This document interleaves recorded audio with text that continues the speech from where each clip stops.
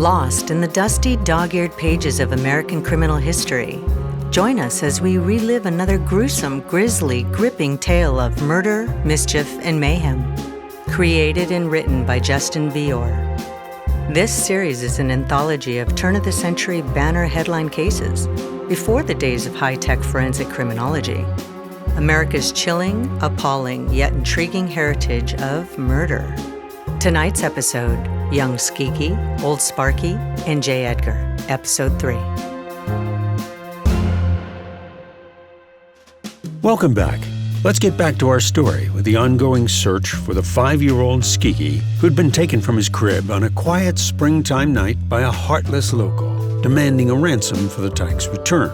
After one aborted attempt, complicated by hundreds of nosy neighbors, the distraught father, Bailey Cash Sr., was finally able to make the ransom drop-off, $10,000 in a shoebox, by a small orange grove on the edge of town. The hope was that the boy would be released and thus reunited with his parents. But as searchers combed the town and then frantically searched the nearby evergreen pine forests, even the glades themselves, one day turned into 3. And when the boy failed to appear, hope faded and people feared the worst. As the prior episode concluded, the Dade County Sheriff was left shaking his head at the incompetence of the federal agents who had taken charge of a matter in his local jurisdiction. He'd watched them interrogate 3 improbable suspects, and this was getting embarrassing. The 5-year-old Cash boy was still missing.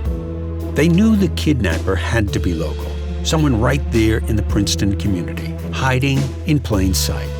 So, using his horse sense and knowledge of the townsfolk, Sheriff Coleman realized that every major event in the case, the kidnapping itself, plus the finding of the 3 scrawled ransom notes, had taken place in a 4-block area of town. That pointed to a local traveling on foot. He quietly began making inquiries on his own. Hi, Sheriff Coleman. Fill her up for you? Oh, well, please. Now, thanks, young fella. Oh, could you do the windows there, too? They are covered with insect guts. Always are in these parts. Yeah, absolutely. Now, Mr. McCall and Mr. Wright working today? Franklin McCall don't work here. He hardly works at all. But Harry's inside in the garage. You can go on in. Excuse me? You Harry Wright? Yes, sir, Sheriff. You got a minute? I don't mean to take you away from your work there now. That looks pretty complicated. No, this old truck can wait, bad rotor. I guess you're still around on the Skeegie case. Find him yet? Yeah, we are still looking. Let's hope for the best. You see, I wanted to talk to you and Frank McCall some more on that. I know as you two found the 3rd note. Now, you did good on that, bringing it straight to the authorities. I think McCall is driving today. Fruit truck. Oh, I see. Now, the fella you said you saw in the darkness that night behind the station? No, that were McCall who saw him, not me. But it was dark that night. Hell yeah, Frank must have better eyes than I got. I didn't see the man.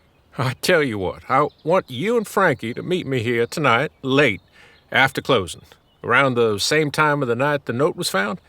We'll kind of reenact things so we can examine it step by step. I'm just wondering if you missed something that'll help us bring that little boy back home. Anything we can do. I'll tell Frank we'll be here. Excuse me, Sheriff. Your patrol car's ready. Sheriff Coleman brought a deputy along with him as he met Wright and McCall after midnight in front of the Sinclair filling station. Evening, Sheriff Coleman. Well, evening, boys. Thanks for coming out so late. I don't care for driving at night, so I brought my deputy along.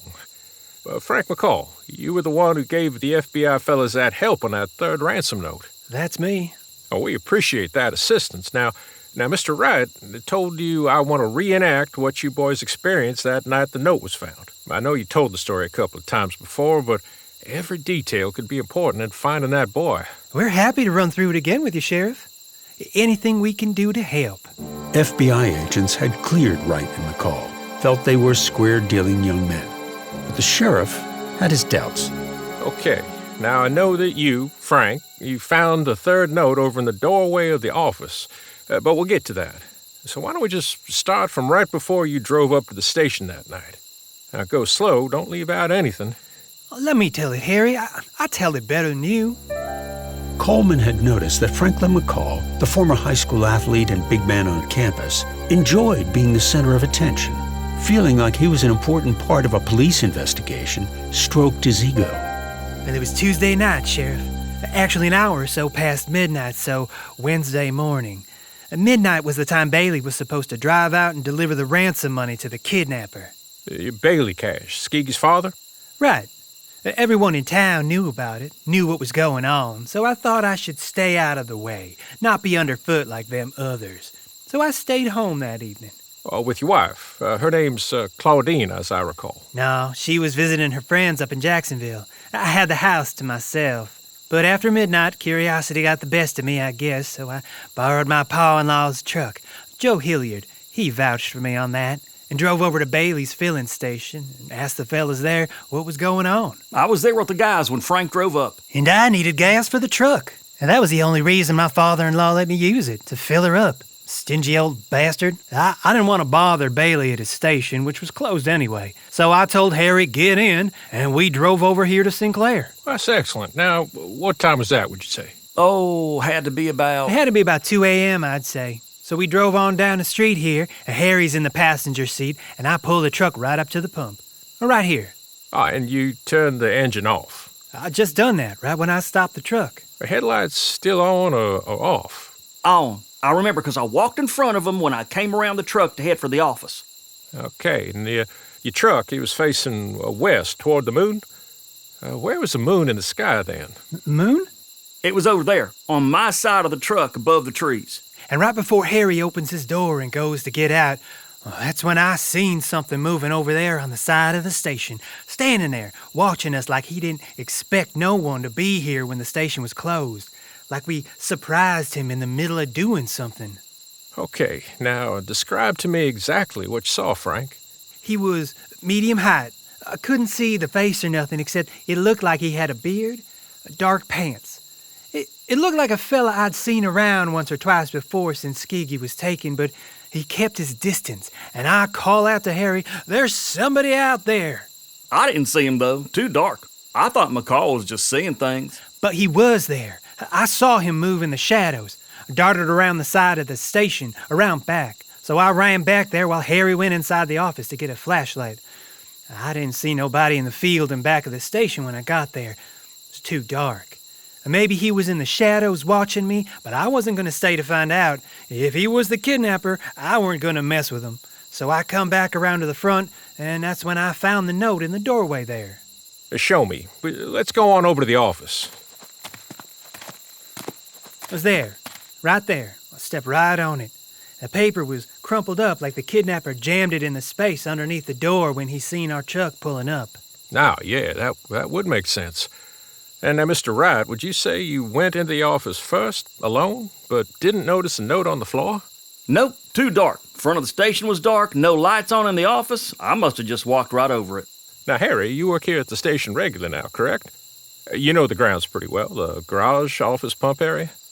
I want you to take my deputy around the side of the station where Frankie saw this fella, and then back where he run off when Frankie gave chase. You give my deputy a physical description of the grounds. Deputy, you take any notes you need. Sure, Deputy. Come on, I'll show you.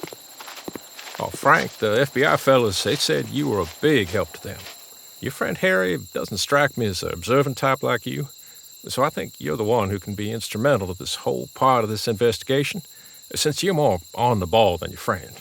You know what I mean? Sure, Sheriff Coleman, I understand. Now, Frampy Braxton, he's a buddy of yours, right? Yeah, kinda. We know each other pretty good.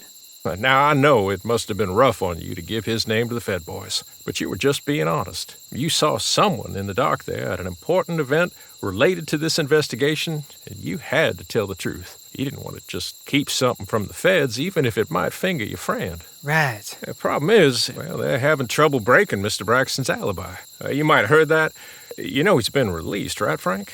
I want to run another thought by you, and I want you to try to be clear-headed about it like you were on Braxton. Let's just say it wasn't that figure you saw in the darkness who left that note jammed under the office door, okay? Well, you're the second one to arrive here. Someone else was here before you got here. Harry?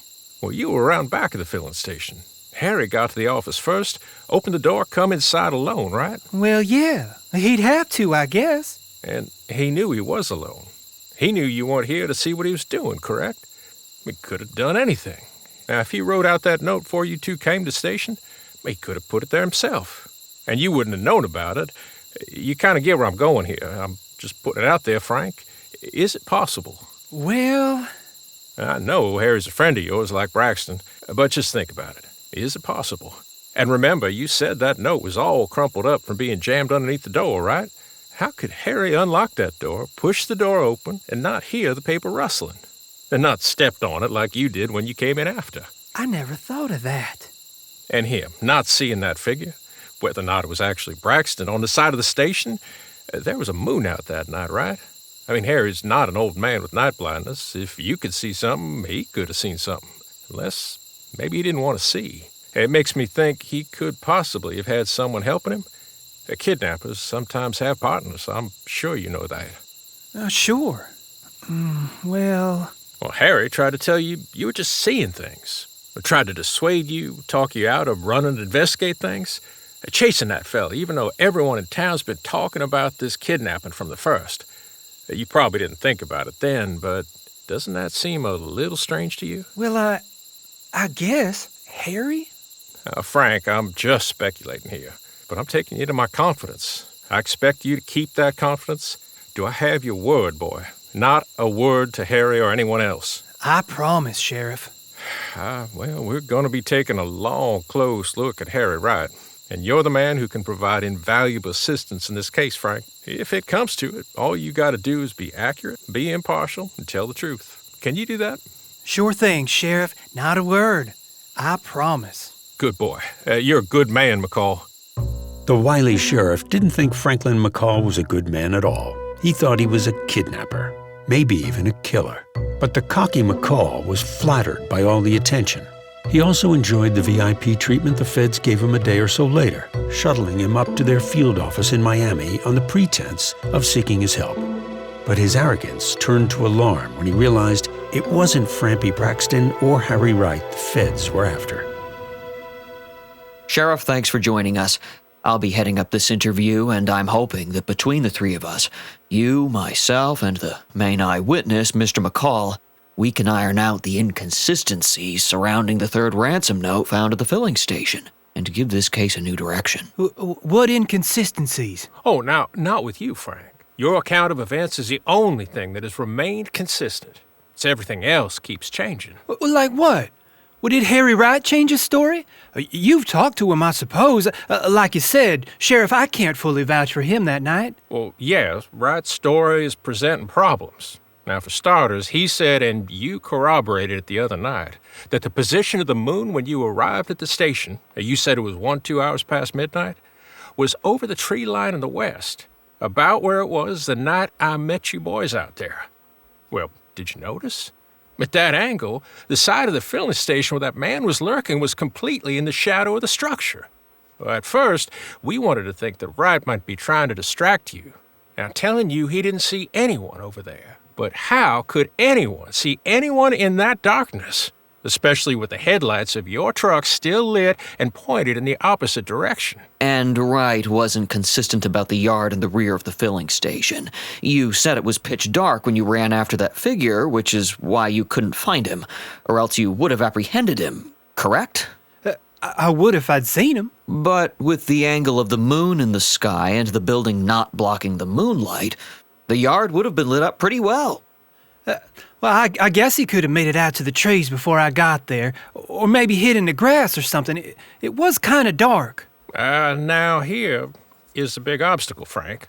Harry wasn't clear on this. Maybe you can be. Bailey Cash left his home and his car at midnight to make his first try to deliver the ransom money. Well, right. I was with a bunch of fellas in the street when he pulled away. Well, then I went home to bed. Right, and that makes sense, but what we can't figure out is this. Now, the kidnapper didn't show for that first drop-off. His next note said there were too many people around, spies he called them, so the third note said for Mr. Cash to try again at 4 a.m. when everyone was gone home, and to take the same route.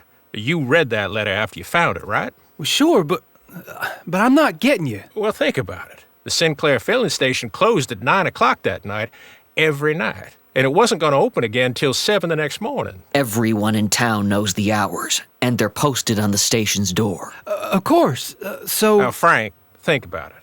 Why would the kidnapper leave that note at the filling station after closing time, late at night, after he didn't meet Mr. Cash the first time? And the note tells Cash to try again at 4 a.m., when the kidnapper must have known that the station would be closed all night long and no one would find the note until 7 a.m. Yeah. But the kidnapper specified that particular time. 4 o'clock in the a.m. after Mr. Cash had returned from the first attempt and could then go out and try the drop-off again. That's right. So the only way this makes sense is if the kidnapper left the note there because he knew someone would be opening the station in the early hours before 4 a.m. and could get the note to Bailey Cash. Either that or the kidnapper arranged for someone, in this case you and Harry Wright, to go over to the filling station at that early hour. Are you following us on this, Frank? You told us you asked Harry Wright to open up the gas station so you could fill up your father-in-law's truck. You said that was the only way your father-in-law would let you borrow his truck. He did. He was low on gas. But you said Mr. Hilliard was home all night. His wife and some neighbors confirmed that. He's got that gimp leg, too, walks with a cane, couldn't be running around Princeton in the dark, even if he could have snuck out of the house without his wife knowing.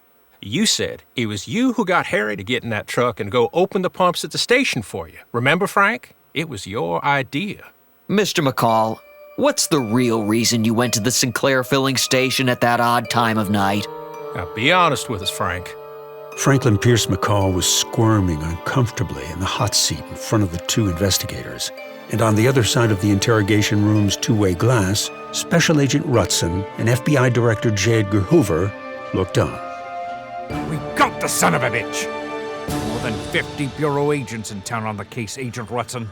Best trained, best educated lawman in the country. So why did it take the local cracker sheriff to nail this bumpkin? Book me a flight back to Washington. I'll trust you can handle things on your own from here. Yes, sir. Now, it's best if you tell us the truth now, Frank. It wasn't me. I didn't do it. It was Asbury Cash, Bailey's brother. It was his idea. He said I'd get half the take. All I had to do was write the notes and deliver them and pick up the money. He'd kidnap the boy and take care of the rest, hide the kid in some cabin someplace. That some bitch, he's the one, Bailey's own brother. But the feds had interviewed Asbury Cash. They interrogated him again after McCall pinned the plot on him. But every minute of his whereabouts since the kidnapping was accounted for and corroborated. Asbury Cash had a wife and 4 children of his own to keep him busy.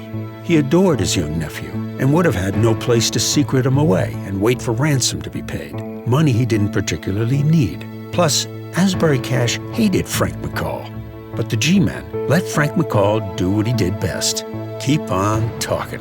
So if Asbury Cash, the boy's uncle, trusted you to make the ransom pickup while he held onto the boy, tell us how it happened. We know Bailey Cash left his home at exactly 4 a.m. and took the road south from town. What next? Me and Harry brought the third note to the FBI agents who were set up in Bailey's house. Asbury told me to make sure the letter got into Bailey's hands. He was pushing that he wanted the money that night. We gave the feds the note, told them our story, and they said we could leave. What time was this? A little after 3, maybe quarter past. I headed out to the old Chambers property on Sunset and Tallahassee Road, hid in the orange grove there. Asbury knew I didn't have no car, and I didn't want to be seen driving around in my father-in-law's truck. So we chose Chambers Grove, which was close by. Saw Bailey's car coming a little after 4, flashed the light, he left the money, drove off, and I took it. And did what with it, Frank? Did you spend it? Well, I didn't have the chance. I knew I'd have to wait on that, maybe a long time, months, maybe years. I took $250 out of the box to have some of it on me, hid the rest in the field there near that rock fence along Sunset. And now, if I send my deputies out there, Frank, to that rock fence, will they find the money? $9,750 of it? If they look, hidden in a hole, covered with weeds. But, Mr. McCall, if the money is hidden in the field, and if you knew and Asbury Cash knew that you couldn't spend the money for months or years until after the heat was off, why was Cash pushing so hard for the money that night? he... And Frank, You had several days after the ransom was paid. If Asbury Cash was so frantic to get his hands on his half of the money, why did you hide almost the entire take and not give Cash his half? So that he could then have released the boy? It was about then that Franklin McCall quit talking, at least for the time being. He'd woven quite a yarn, and none of it made any sense. Within an hour, the feds sent a team to the Chambers property in Princeton. They found the rock wall along Sunset Drive, and in a weed-covered hole in the dirt was the box containing $9,750. Frank McCall had at least been truthful about that much. But the most important aspect of the case was still open. Where was 5-year-old little Skeegie? For now, let's leave it there. We'll find out Skeegie's fate and Franklin McCall's involvement on the next episode of Murder, Mischief, and Mayhem.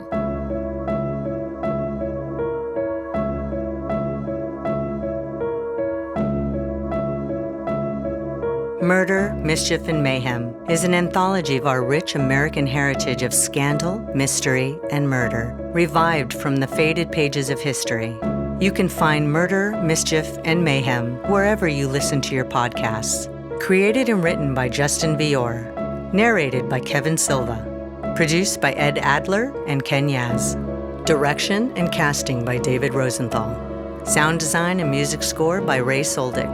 Script supervision by Stephen Glennon and Maria Norris. This podcast is dedicated to the memory and inspiration of Dr. W. Keith Krause.